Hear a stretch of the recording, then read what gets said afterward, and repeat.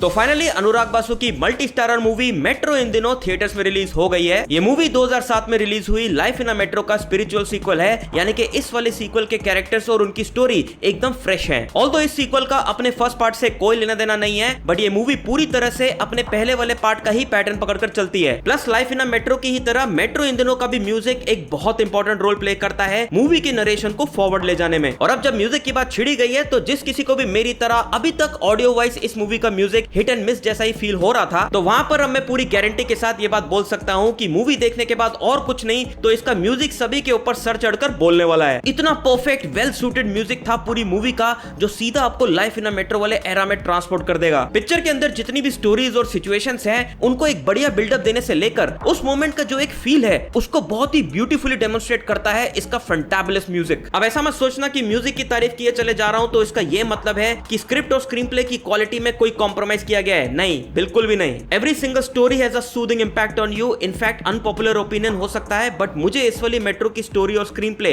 पहली वाली के मुकाबले में ज्यादा इंटरेस्टिंग और एंगेजिंग फील हुआ। पूरी मूवी अपने आप में एक ऐसा मूड है जिसके सुरूर से बाहर आने का मन ही नहीं कर रहा था। इतने टाइम के बाद किसी मूवी ने वो सुकून फील करवाया है जिसको देखकर सच में ऐसा फील हो रहा था कि ये कभी खत्म ही ना हो, बस ऐसी चलती चली जाए। बट जैसा कि कहते हैं ना कि all good things must come to an end, because too much of a good stuff भी एक टाइम के बाद फीका पड़ने लग पड़ता है। वो थैंकफुली इस पिक्चर के ओवरऑल 2 घंटे 42 मिनट वाले रन टाइम में मुझे तो एटलीस्ट फील नहीं हुआ। ये मूवी अपने प्रीक्वल की ही तरह आज के टाइम में जो अर्बन लाइफ इश्यूज देखने को मिलते हैं उस बारे में बात करती है without getting cheesy at all. And मुझे खुद इस बात का डर था कि कहीं ये मूवी ओवर मॉडर्नाइज्ड अप्रोच रखने के चलते एंड में कुछ गलत मैसेज ना दे बैठे, जैसे कि इस तरह के सेटअप वाली काफी मूवीज कर देती हैं। फॉर एग्जांपल प्यार और कमिटमेंट जैसी बातों से इस ऑलरेडी भटकी हुई जनरेशन का विश्वास पूरी तरीके से उठा देना। थैंकफुली इस तरीके की बकचोद टॉक्सिक फिल्म मेकिंग यहाँ पर देखने को नहीं मिली। आई गेस डायरेक्टर अनुराग बासु ने एक बात बहुत अच्छे तरीके से समझ ली थी कि पिक्चर की सारी स्टोरीज में से अगर एक भी स्टोरी एंड में कुछ गलत मैसेज दे बैठी तो नो मैटर मूवी वैसी कितनी भी एंटरटेनिंग क्यों ना होती, पर इस एक रीजन के चलते पूरी तरीके से मुंह की खा बैठती। ऑल्सो एक और बात की शाबाशी देना चाहूंगा मैं मिस्टर बासु को कि उन्होंने सारा अली खान जैसी एक्ट्रेस की गंदी एक्टिंग को ध्यान में रखते हुए उन्हें एक ऐसा कैरेक्टर प्ले करने को दिया है मूवी में जो एक्चुअली उनके ऊपर जज गया। सीरियसली इस बात का भी बहुत डर था मुझे कि ये मैडम इस बारी न जाने किस लेवल पर जाकर इरिटेट करने वाली है अपनी परफॉर्मेंस से, बट लकीली इस बारी वो एक ऐसे समझदार डायरेक्टर के हत्थे चढ़ गई जिनको ये बात बहुत अच्छे तरीके से पता था कि दीदी से कहां पर ब्रेक लगवानी है ताकि वो ज्यादा इधर उधर ना निकल जाए। बाकी दूसरे एक्टर्स की अगर परफॉर्मेंस की बात करें तो without any doubt Anupam Kher, Neena Gupta से लेकर कौनकना और पंकज त्रिपाठी जैसे सभी लेजेंड्स नए वाले एक्टर्स के ऊपर पूरी तरह से भारी पड़े हैं। यंग लॉर्ड का परफॉर्मेंस भी अच्छा है, बट कहीं कहीं जगह पर थोड़ा सा इनकंसिस्टेंट सा फील होता है,